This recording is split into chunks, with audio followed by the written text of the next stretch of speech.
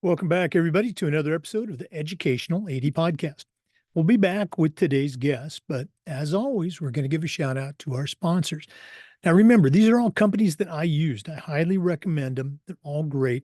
So don't hit that fast forward button. Take the next 3 minutes, listen to our shout outs, then listen to our interview, and then go and check out these sponsors if you're not using them. I'm telling you, you're going to be glad you did. Here we go. We want to thank Huddle for their support. As a football coach, I used Huddle for years, but when I became an athletic director, I made sure that our school was a Huddle school. And our coaches just love the tools, our kids love the videos, and our parents love the streaming, but there is a lot more. Go to huddle.com, join the 8 million users, turn your school into a Huddle school. We also want to say thank you to Gipper. You know, your students are on social media, and if they're not seeing content that celebrates their accomplishments and promotes your school, you're missing out on a great opportunity. Go to Gipper.com. Their team will have you creating world-class content in seconds, and it's so easy, even I can do it. That's Gipper.com. We'd like to thank Vital Signs Wall of Fame. If you're looking for a really cool way to display your school record boards for all the teams, for all the events, or show off your school's Hall of Fame, go to Vital Signs Wall of Fame and take a look at their interactive touchscreen video consoles. It's also a great way to share your school's unique history and brag about your proudest moments. The website is vitalsignswalloffame.com. We want to say thanks to Home Campus. Home Campus is a platform you're going to use every single day. Things like scheduling, results, rosters, communication. How about student athlete eligibility and clearance? Who doesn't do that every day? Home Campus does all of this and more, does it better, and it does it faster. To get started, just go to homecampus.com. That's it, homecampus.com. We'd like to thank Snap Raise for their support. Have you ever spent weeks and weeks with a fundraiser and been disappointed in the results? Those days are gone. Go to snapraise.com. It's hands down the best online fundraiser out there.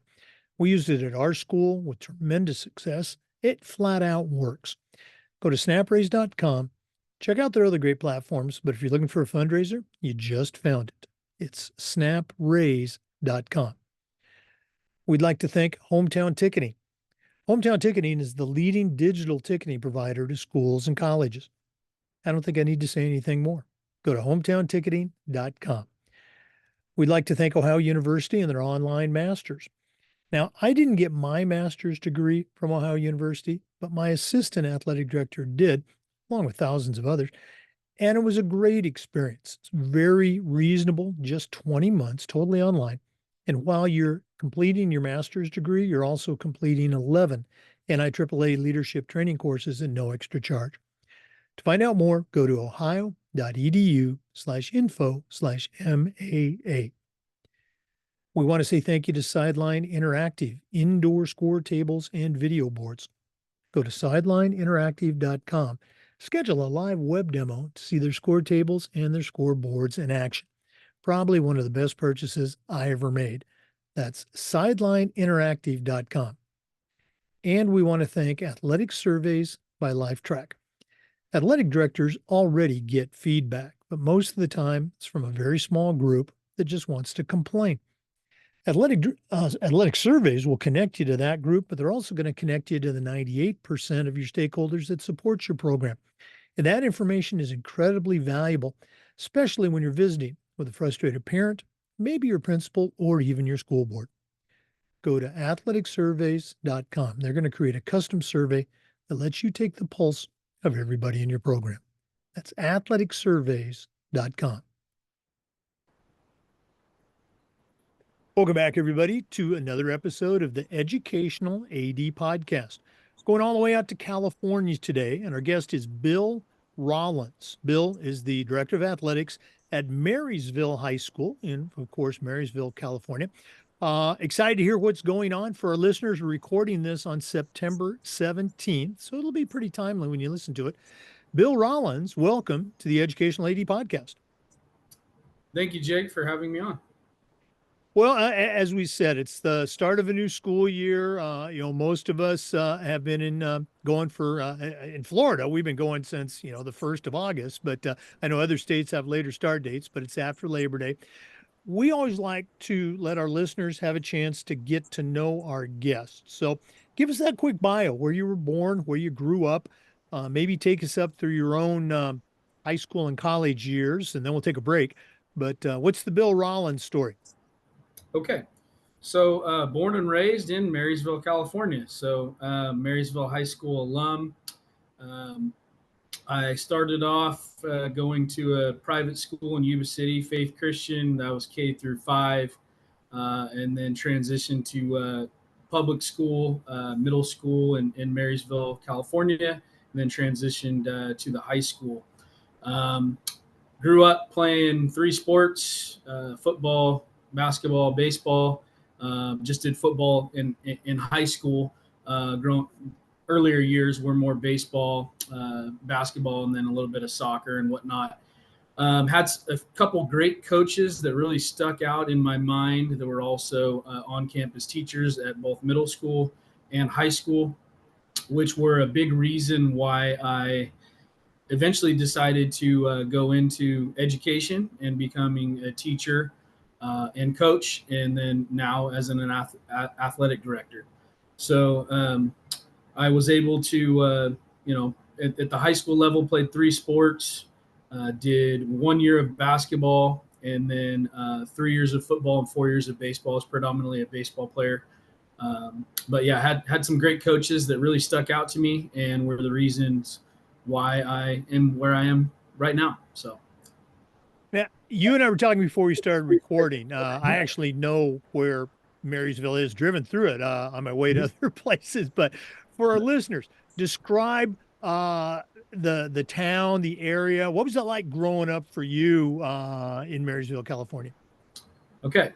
So Marysville, California is about 45 minutes north of Sacramento. So I know many people, various states will at least generally know where Sacramento is. Um, so it is a rural area. There's a bridge that separates Marysville and Yuba City. I currently live in Yuba City and started my teaching and coaching career in Yuba City. But yeah, it's a great community. Our high school has about 1,000 students, a little bit more than that. And the community lives and breathes for the school. It's a one school town. So, it's not like we have a bunch of high schools in the town. Um, about 2/3 of Marysville High School gets fed from Marysville, and then another third comes from the Yuba County foothills. So we have some students that live 45 minutes to an hour away, but their home school is Marysville High School. So it's a broad demographic. Yeah. Now, you mentioned growing up, you did three sports, athletic directors. We all love to hear that three-sport athlete. I'm a lot older than you. When you were in high school, was there any sort of, this is my word, pressure to, focus on one sport? I know you're a big time baseball coach too. Was that a thing when you were growing up? Yeah, it was kind of just starting. I did like American Legion baseball in the summer and whatnot, but the whole like AAU basketball hadn't really. It was starting, but it hadn't really blown up. I graduated in 2002, so I was in high school in the late 90s and early 2000s. So there was some of that around, but it seemed like you would see, especially at the small to medium sized schools, you would see a lot of two and three sport athletes. I know that's the three sport athlete is few and far between. You still see a fair amount of two sport athletes and whatnot at schools. But I think it makes you well rounded too. I mean, and as a baseball guy, especially you see all the I can't ever remember a kid having Tommy John surgery in high school, and now you see a lot of that. So I think if kids did more sports and whatnot, especially like as a pitcher, I don't think it's healthy at 8, 9, 10, 11 years old to be throwing 100 innings a year. So, Oh, no, absolutely. And again, we know this that mm-hmm. multiple sports makes you better at your favorite sport. You're always going to have that favorite sport. Mm-hmm. My Oregon Duck fandom is showing through right now. Their linebackers, starting linebackers, also like #1 draft pick, NCAA baseball player of the year. Obviously, Right, didn't right. hurt him too much. Um, let's go and move to your college experience. You mentioned, you had some great high school coaches and teachers. I think many of Mm-hmm. us that went into this profession had that experience. What was it like in college? When did you know that, hey, I'm going to be a coach? The AD might have been there, but definitely I'm going to be coaching. Right. So, my first year of college, went to Chico State, which is only about, so I referenced Sacramento earlier. So, Marysville is basically smack dab right in the middle of Chico and Sacramento. So, Chico is about 45 to 50 minutes north of us. Um, and went to Chico State. My initial major was communications. I wanted to be a sports broadcaster, and did that. Had that as a major for a year, and it wasn't anything in particular. Just I had a friend or two that were kinesiology majors and were wanting to become teachers. So for whatever reason, I just I really liked what these particular. I had Dwayne Robinson was my middle school um, teacher slash coach, and he did a little bit of athletic directing at the middle school. And then I had a couple really good coaches at the high school level, one of which is now a superintendent about 30 minutes down the road from us. So they really stuck out. So I was like, hey, I kind of want to go into what they did. So starting my sophomore year in college, I became a kinesiology major with an emphasis in the PEAT program, was physical education, teacher education, right? And then went through that, started dabbling a little bit into coaching. The first thing I coached was middle school girls basketball. So that was a interesting, uh, you know, place to kind of cut my teeth as a coach and whatnot. There's a lot of 15 to 14 and 22 to 20 games. A lot of defense, right? So, but that was really fun. And then graduated from Chico State in 2000, the fall of 2005, and then did student teaching at Marysville High School. And there weren't any uh, teaching openings in physical education at the time. So there was a new school being built in Yuba City called River Valley High School. So I applied there and was fortunate enough to get a teaching position, and started teaching physical education and coaching football and baseball. Boy, you probably saw me smiling there. That was one of my first gigs right out of college, teaching junior high and coaching junior high Mm-hmm. girls basketball. So Yeah. I remember those days very, very well. Really cool stuff. We're going to go and take a break, but we are going to come back for more. Want to hear more about that early career. Our guest today is Bill Rollins. He's the director of athletics at Marysville High School. That's in Marysville, California. Let's take that break, but we're coming back. This is the Educational AD Podcast. We'd like to thank Huddle for their support of the Educational AD Podcast. You've heard me say before, as a football coach, I used Huddle for years, but as an athletic director, I made sure that our school was a Huddle school. And our coaches, all of our coaches, just loved the tools that Huddle provided. Our students loved the videos, our parents loved the streaming, but there is so much more. Go to huddle.com, join the 8 million users. Turn your school into a Huddle school. We also want to say thanks to Gipper. Your students are on social media, and if they're not seeing content that you've created to celebrate their accomplishments and also promote your program, you're missing out on a great opportunity. Gipper's used and trusted by over 4,000 high school and college programs. It's professional graphic design made easy. Go to Gipper.com. Don't forget to mention the podcast. That's Gipper.com. Hey Jake, I saw that a couple of the sponsors were both Huddle and Gipper. Those are great programs that we use on a regular basis. Gipper is a great way to we promote our game day announcements via that, and some score updates for all our sports, as well as Huddle. We're expanding. Right now, we use Huddle predominantly for football, but we're working on expanding that to some of our other programs, and those are both great resources out there for any athletic director. Well, I really appreciate you saying that. And again, we use Gipper obviously with the podcast, but I've heard so many high school ADs that use it to promote their program. Have you had a chance to try their new newsletter uh, platform on Gipper? Okay, to send out newsletters.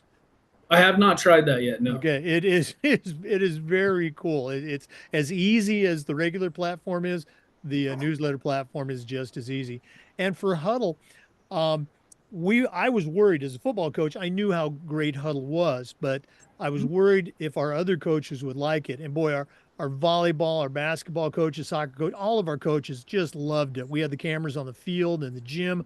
I'd love to walk through practice and they'd have their phones out and they'd be programming the cameras because they wanted to record practice or something like that. Right. Just great platform. Thanks for saying those nice things. Mhm. For listeners, our guest today is Bill Rollins. He's the director of athletics at Marysville High School. That's in Marysville, California. Bill, you started started to share your career. A lot of us we have those early stops. You mentioned coaching um, middle school girls basketball. Um, Mm-hmm. Talk about those early years, and can you think of a moment as a teacher, as a coach, maybe at the time that it happened, it didn't really seem like much, but now as an athletic director and a very successful head coach, looking back, you can point to that moment as a young teacher and say, hey, that was significant for me. Anything stick out for you? Yeah, yeah. So I would say that when I first got became a head varsity coach, and just seeing the difference of being a lower level head coach and or assistant coach, and I really sought out a couple head varsity coaches that I admired, and set up times to meet with them to just kind of pick their brains. There was one coach that was he was, as I was starting my career as a varsity head coach, he was phasing out of his career. And he was known in our area as one of the best coaches and just a general good person. So just being able to separate, you compete against other head coaches and other programs on the field, but they're doing the same things as you on a daily basis. So just being able to respect what they do and pick their brains, find out, whether it's player relations, practice organization, um, community relations, fundraising, things of that sort. Yeah, that's one of the things that I mention whenever I'm speaking to, let's say, a group of ADs, usually younger ADs or aspiring Mhm. ADs. I talk about the importance of establishing those relationships and building your network. Okay, mining the gold nuggets that those veteran coaches and veteran ADs have. Good for you that you started that, early in your career. Mhm.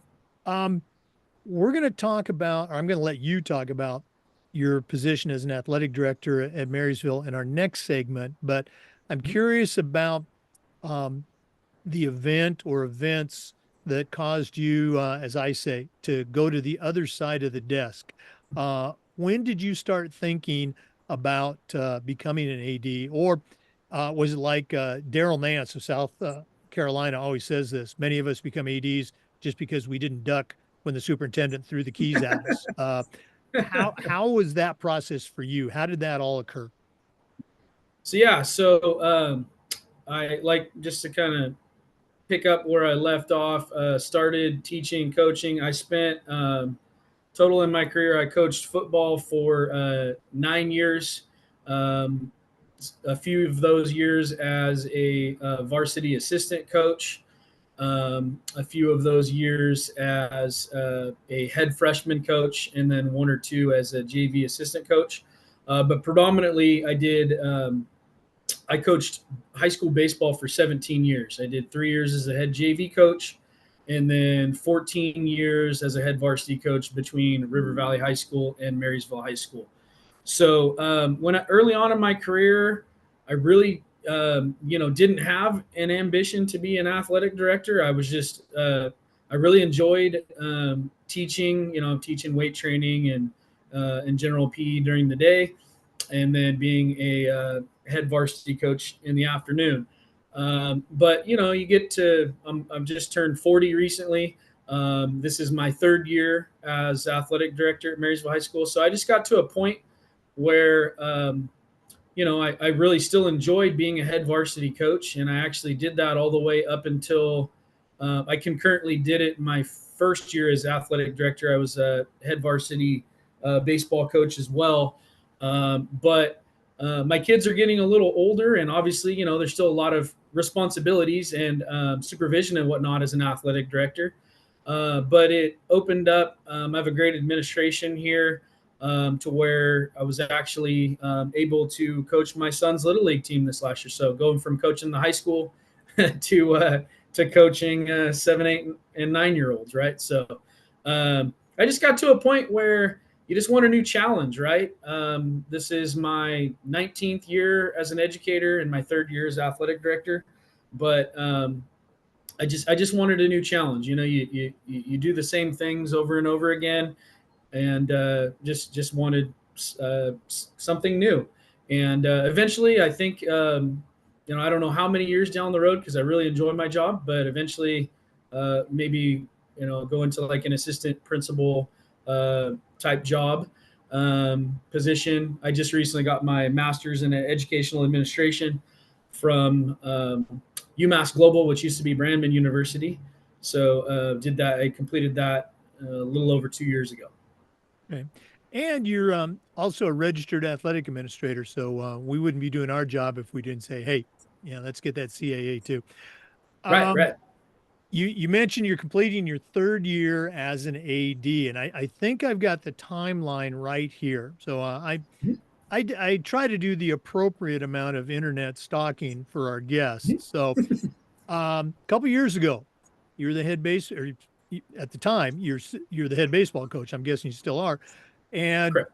Well, in I a just sat down a little bit ago. Yeah, sorry. and you were in a your team was in a championship game for the first time, and I think it said like 39 years or something. So it's a big deal, and there was a controversial call. So you're the head coach, but you're also, I'm going to guess at that time, a first year athletic director.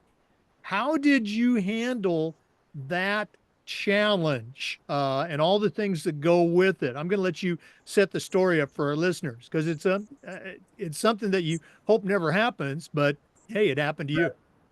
Right. Yeah. Yeah. Yeah. So, um, I was in my 10th year at the time as the head baseball coach at Marysville High School. And we had, when I took the program over the previous year before that, there was only a varsity team. And so when I first took the program over, I was, one of my goals was to reestablish the JV as a feeder program, build connections with the community, which I already had a lot of because I'm from the community. And so over time, we were a perennial playoff team. We had a couple deep runs, but in the spring of 2022, we had really really good team, and we went to the section championship. Played at Sac City College, and we had what we thought was a walk-off hit that went to the base of the fence, and our team was, excited, kind of, not going overboard, but celebrating and whatnot, and getting ready to line up for the ceremony at the end where they hand out the championship plaque and so on and so forth. And probably it was about roughly 2 minutes later, the ball trickled back in from the outfield and to first base. And the umpire that was the first base umpire, he said that our kid missed first base, and so he was out, and it wasn't a walk-off win, and we had to regroup and go into extra innings. So, and then in extra innings, we unfortunately lost. So it was a wild roller coaster of emotions. And some of my coaching friends, colleagues that were at the game in attendance, at coaches of other local high schools, they complimented me. They said, "Hey, you stayed pretty calm, considering the situation. I don't know if I would have stayed that calm." And but deep down, I knew I had to do it for our kids, and just from a standpoint of the flow of the game, I'd coached third base all season.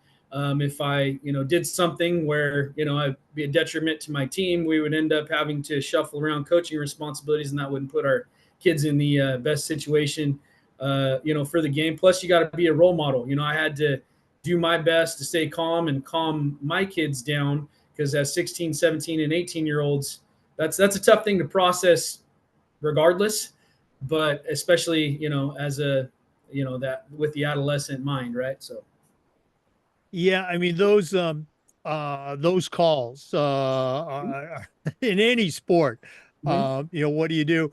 I mean, looking back, did you go to, I mean, not at the game, but did you look at the video? Did you have a dad with the cell phone? I've got it right here.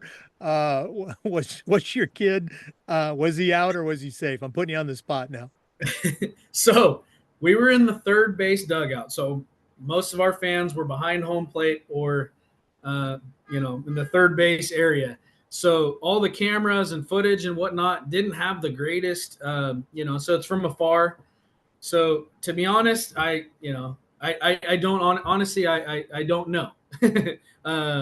Most, so the funny thing is, for whatever reason, it was there was our game, and then there was another division game after.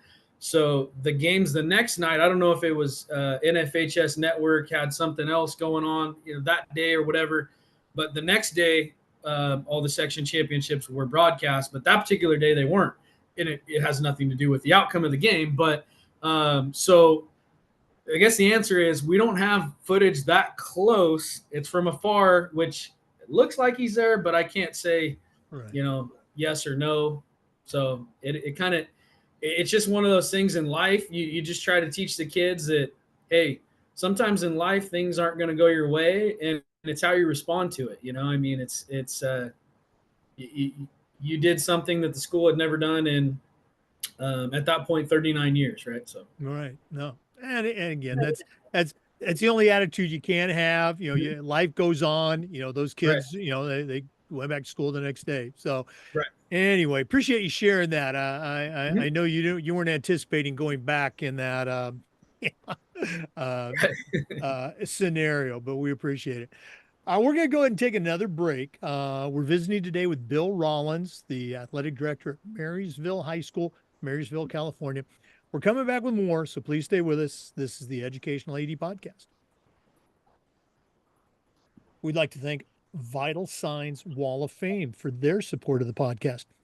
You're looking for a really cool way to display your school record boards for all the teams, for all of their different events, or show off your school's Hall of Fame. Go to Vital Signs Wall of Fame and take a look at their interactive touchscreen video consoles. It's also a great way to showcase your school's unique history and brag a little bit about your proudest moments. The website is vitalsignswalloffame.com. Mention the podcast, vitalsignswalloffame.com. We also want to thank Home Campus. Home Campus is a platform that you're going to use every single day. Things like scheduling, rosters, updates, contacting and communicating with your staff. How about student athlete eligibility and clearance? That alone is worth the cost of the platform. Go to homecampus.com to get started. That's it. Homecampus.com. Mention the podcast, they'll give you a discount. Homecampus.com. And we want to thank Snap Raise. Have you ever spent weeks and weeks with a fundraiser and been disappointed in the results? Those days are gone. Go to snapraise.com. It's hands down the best online fundraiser out there.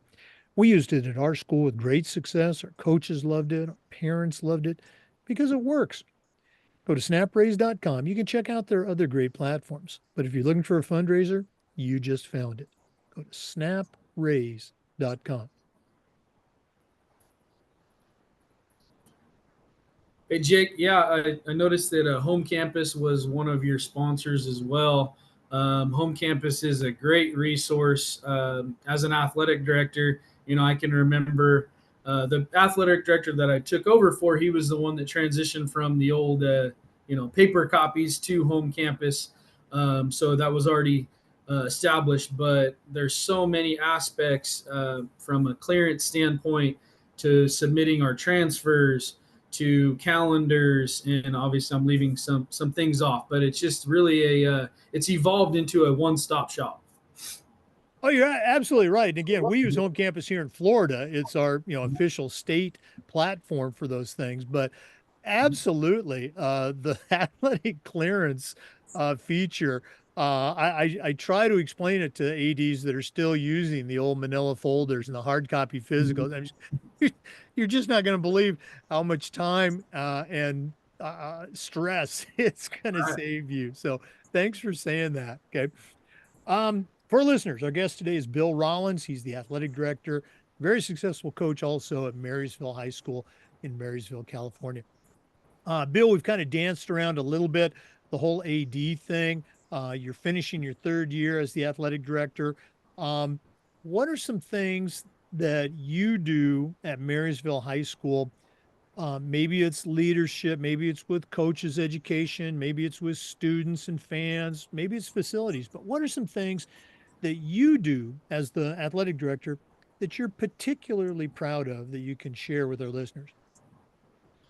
Okay, so one thing that we started last year is in the Read Across America week um, that is done nationally. Some of the local feeder schools, the K-5 schools, one of which is 3-4 blocks away. We send some athletes, and we tried.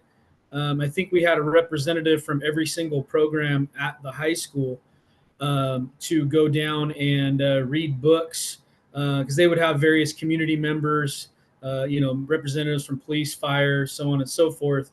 But I thought it was a great way to build a connection. They wear their uniform when they go down there.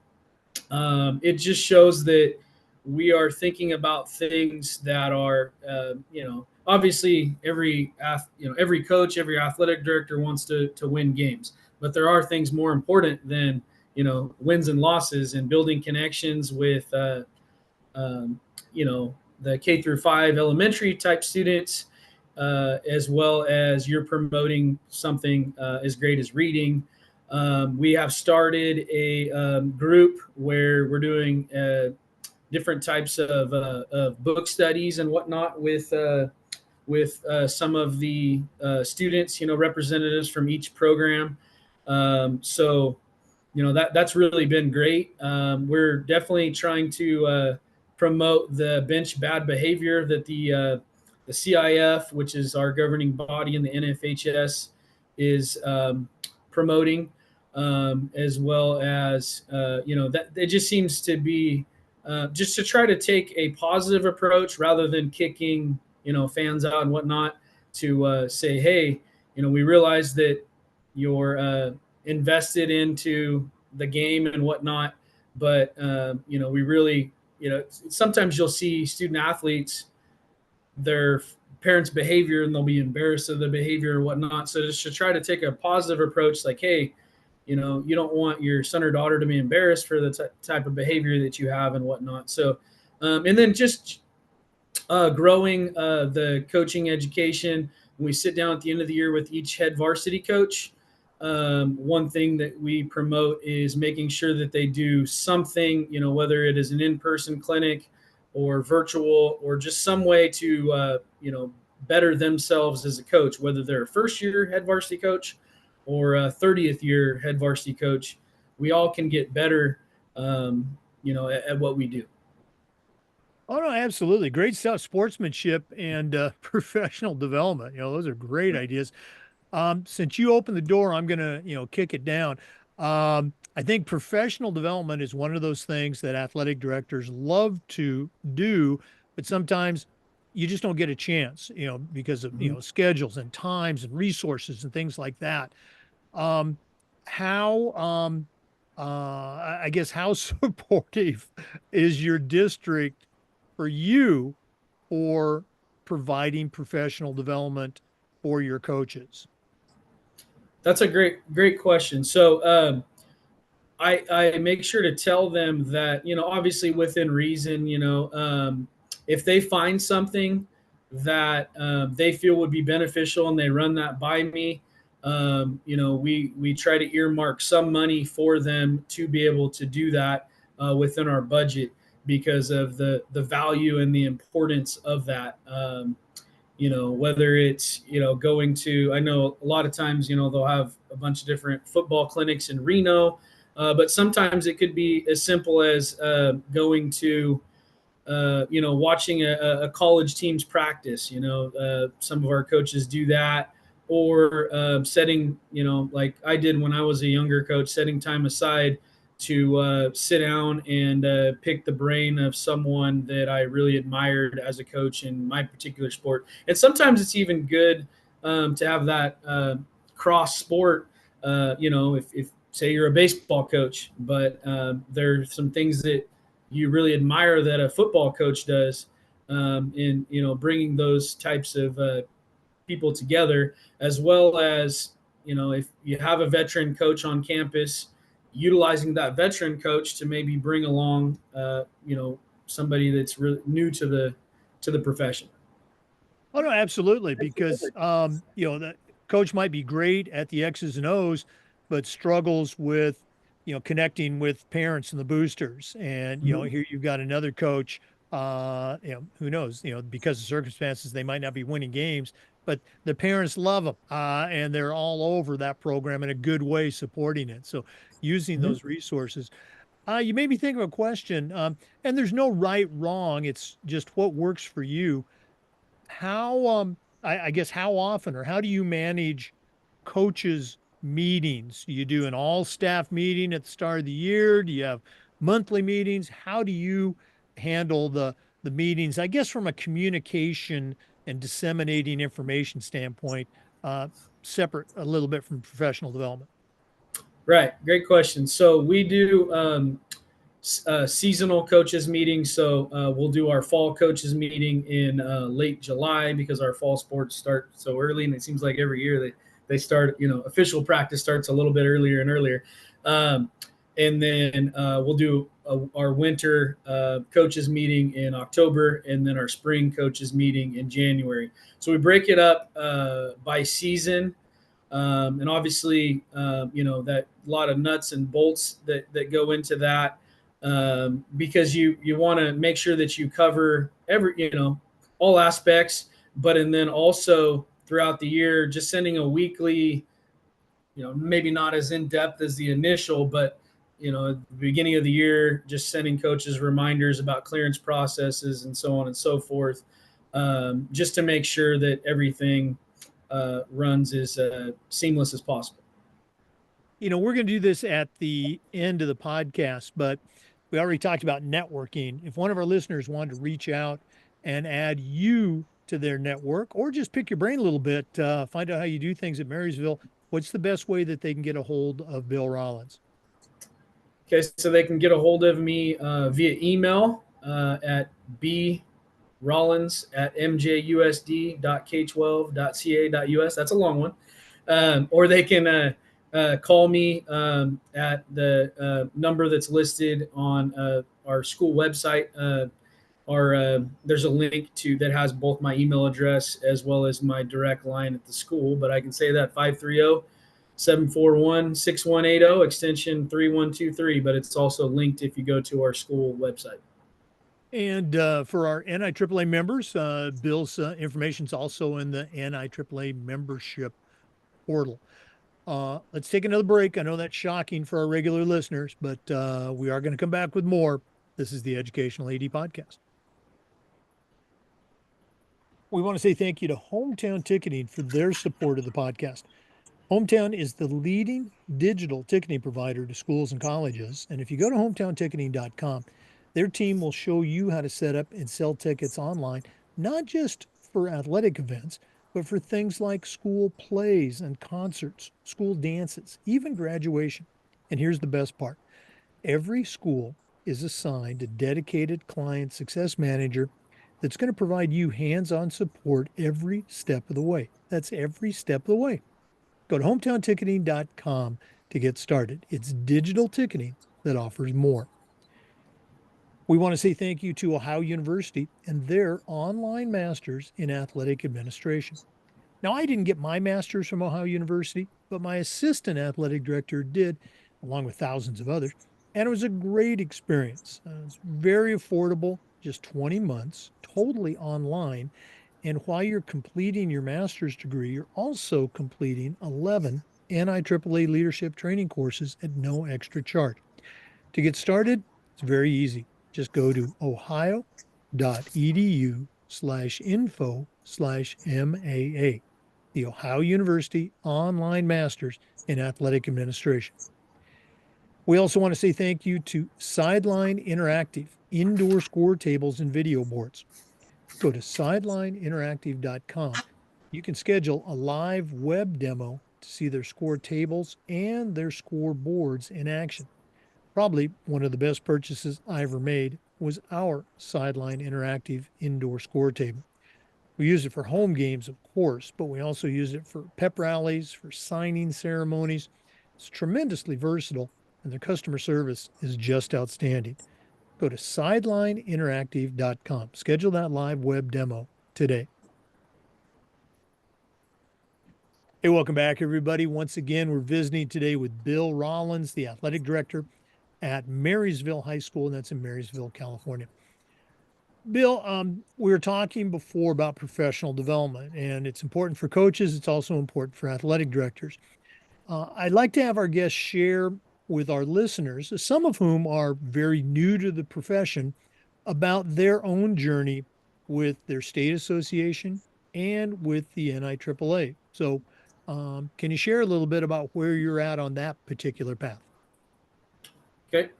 Yes. So it's my third year as athletic director at Marysville High School. I've been a member each year of the California State Athletic Directors Association and attended their state conference that is in the spring each year, hoping to attend that again this spring. So I think that's very, very valuable. And then in terms of the NIAAA, I have my registered, I am an RAA, registered athletic administrator, and I'm currently in the application process for the CAA, totaling up my points and taking the test so hopefully my goal is by the end of this semester to have my CAA. So, and then a couple classes that really stuck out to me in that process were the 504, which is legal issues, liability, sports injuries, and risk management, which is such a huge component of the job on a day-to-day basis. And then 506, which is more related to Title IX and sexual harassment. So those were some courses that really intriguing just because they're such a big facet of the job from a litigious standpoint. Yeah. Hey, don't worry for our listeners. That would be a podcast if we didn't have phones ringing, bells going off, cats walking in front of the camera. Um, Good for you. I knew you were an RAA and you're getting ready to take that CAA. Um, let's talk about the LTI courses first. You mentioned, 504, 506, those legal courses.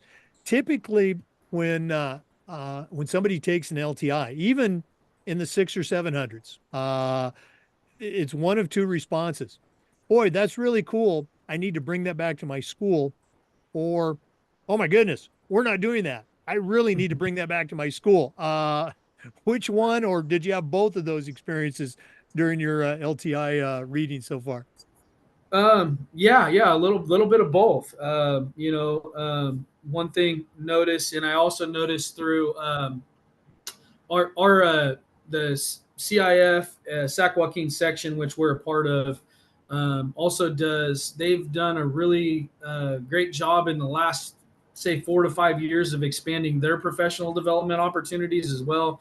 They have like a new AD cohort as well as a tier 2 AD cohort. So one thing you notice in terms of like Title IX is just going through your checklist and making sure like, hey, are we offering the same, opportunity and experience both for, males and females with like sports. And it's mentioned that oftentimes any Title IX complaint issue lawsuit usually happens oftentimes with baseball, softball, because, like say, from a basketball standpoint, typically, not always, but typically, boys and girls basketball programs are utilizing the same gym for games and whatnot. Whereas they, mention that oftentimes where you run into potential issues would be, say, if your baseball field had a scoreboard and your softball field did not, or your baseball field had elaborate dugouts and your softball field did not. So it was just really interesting having a baseball background just to see that and to make sure that to work in collaboration with the district to make sure that we're compliant with that. Yeah, you bring up two great points. And again, for Title IX, you don't make sure you're compliant, okay, in the three-pronged approach. You don't Mm-hmm. make sure you're compliant because you're worried about a lawsuit. You make sure Mm-hmm. you're compliant because it's the right thing to do. The girls coaches, they're working just as hard as the boys, and they're Mm-hmm. wearing that mascot or that school name across the jersey. They're representing your school. So why wouldn't you do that? So when I hear about and the baseball softball facility thing is one of the more common things. When I hear Mm-hmm. about that, I'm just going, boy, you had a lot of time to fix this. But a lot for some Mm-hmm. schools, it's tough to do financially, but hey, you still need to do it. Make sure you're working on that. Right, right. Um, let's go and talk about that CAA. So you're taking the courses, um, you're going to be taking the exam. Mm-hmm. Are you going to be taking that through the state association? Are you going to be taking it remotely? Which, for listeners, you can sign up through the national office and take the CAA exam on your computer in your office, in your home. There's some requirements you have to do, but how are you going to be Mm-hmm. taking that exam? So through I believe it's ProctorU, I believe is the company that they use. So that is how I'm going to do that. I've already taken a practice exam and seemed to score relatively well. So hopefully that translate into the actual test. Okay.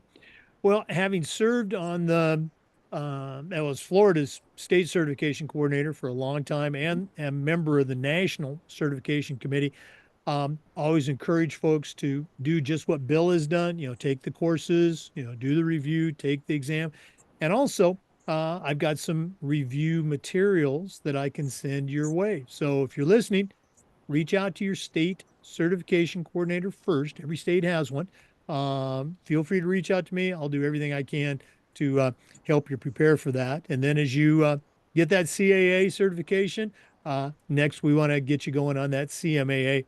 And once again, your state association or myself, we can help you do that. So, um, Bill, this has been really cool spending some time with you, learning about Marysville and the challenges that happen on the baseball field.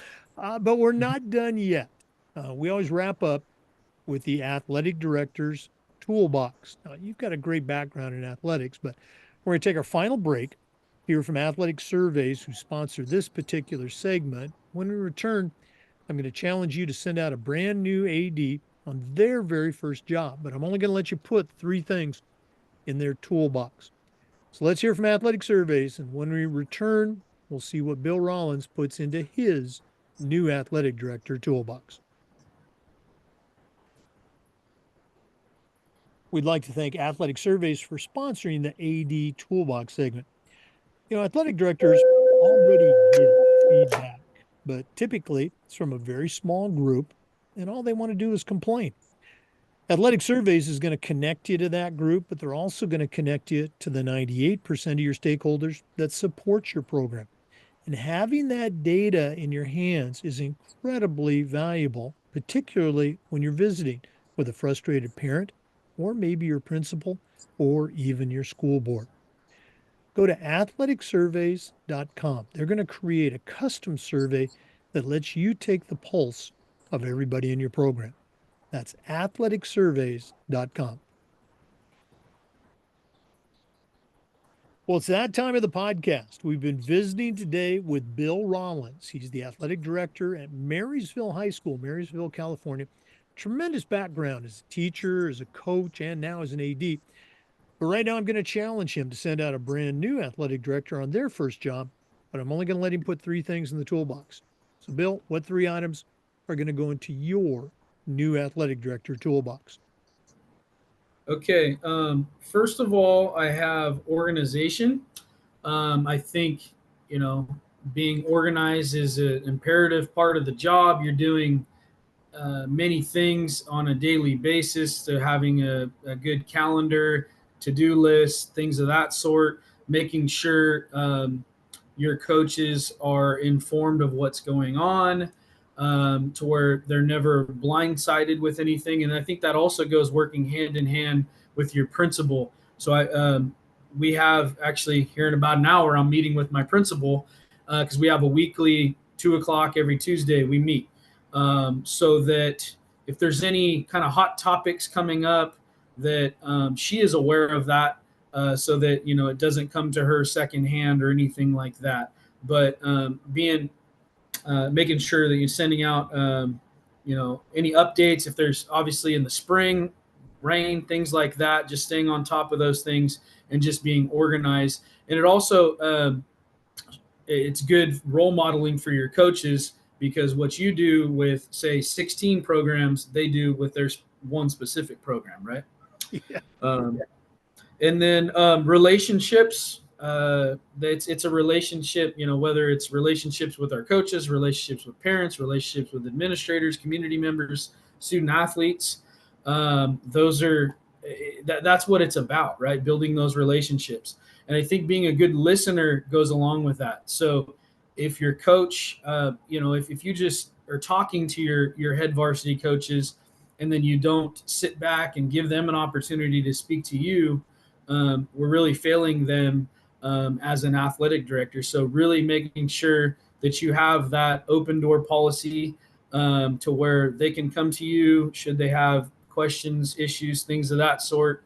And then also along that line too, in some, depending upon experience and whatnot, sometimes you have to provide more mentorship than others to different head varsity coaches. But that all goes into, if you build a relationship, and then you try to provide mentorship to that person. If you built a relationship first, they're more likely to implement what you've trying to help them out with, or assist them in some way, shape, or form.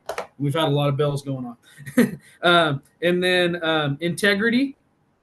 So if you say you're going to do something, make sure that you follow through and do it, because everyone, whether it's your coaches, the athletes, parents, the community, they're watching you in everything that you do. And just being, I mentioned being a good role model earlier. Just if you say that you're going to do something, having that follow through, because people see that on a daily basis, and it's like walking the walk, not just talking the talk, right? And then one more thing is just communication. It kind of ties into the other, but organization, I mentioned emails and whatnot. But just being a good communicator with all the stakeholders is always something, I would rather be a little bit over communicative than under communicative, right? So No, you probably see me writing all these things down, and I just love them all. Anytime somebody says listen, I say that, probably one of the most important tools and one that I wish I would have learned to use in my toolbox earlier in my career, because it's so valuable. It opens up those relationships. It enhances communication. All the other the tools that you mentioned. And the organizational component, there's so many different ways to be organized. You can do it on your cell phone. You can have an app. You can do it on your computer. You can be old school like me with the pen and pencil planner. My coaches knew that they might have a game on their website, but if that game wasn't in my planner, that game didn't exist. So just being organized and communicating that. Great, great stuff. Bill, thanks again for sharing with our listeners. If one of them wanted to reach out, pick your brain a little bit more, how again, how can they get in touch with you? absolutely. Like I mentioned earlier, my email and phone extension is listed on the school website. And then if they want to email me, I can provide my cell phone number to them as well, because I love to help out. I'm only in my third year as athletic director, but I do have an extensive coaching experience. So hopefully I could be of assistance to someone. Oh, no, absolutely. Listeners, I think you got a great resource here. Bill Rollins, thanks again for sharing. All the best moving forward. Hopefully, we'll see you in Austin in December for that national conference. And if not then, next year, you got to come down to Tampa, come down to my state, and we'll show you a good time. Well, thank you for having me, Jake, and I appreciate it. Oh, absolutely. For listeners, we appreciate you. And just a reminder, we upload the Zoom recordings of all of our interviews to the Educational AD Podcast YouTube channel. We do this just about every day, sharing stories and best practices. So hopefully you'll join us on the next Educational AD Podcast. Thanks again for listening.